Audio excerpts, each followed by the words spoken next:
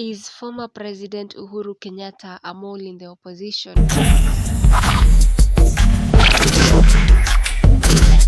Well, this is the question that is going around all social media platforms, and many people are concerned about this particular image where Uhuru Kenyatta was seen having a handshake with Kithure Kindiki while they were in Uganda.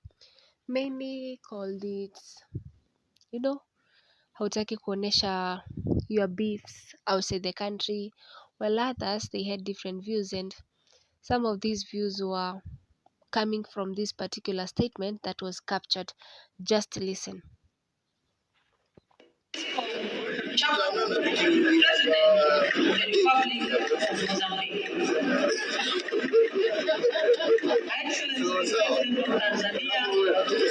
Now from this conversation and the way Kindiki seems so warm in the picture and so lively, many are asking that particular statement by Uhuru Kenyatta, does it have a deeper meaning that we don't know?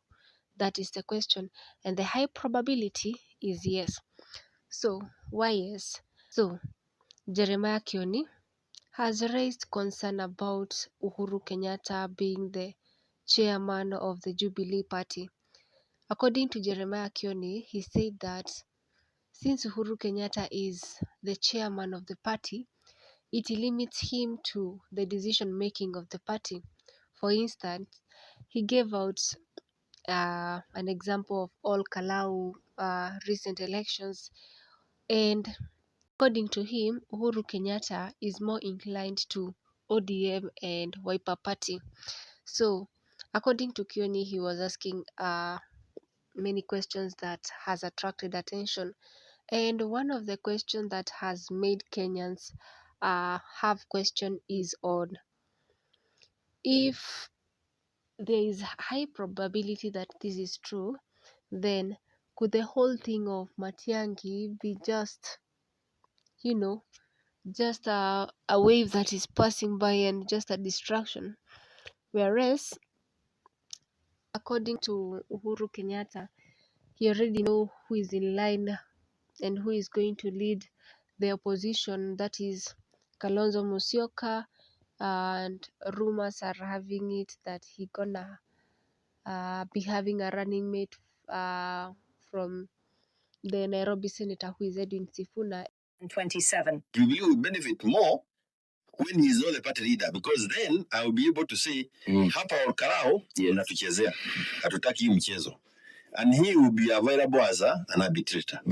Lakini saa hii ukisema hivyo, yeye pia anaona kama wewe you antagonizing me. The statement comes amid growing and people, the Jubilee members are concerned, and they're asking, what about Matiang'i?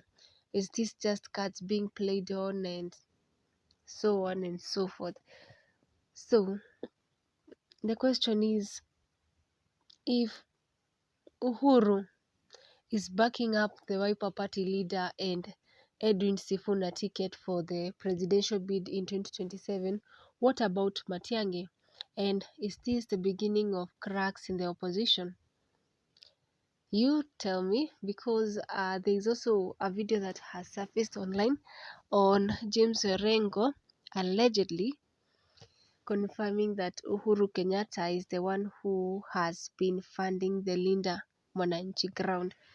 So I don't know if it's a serious clip or it's a joke, but maybe you can listen and let me know in the comment section. And also, don't forget to give this video a thumbs up, and also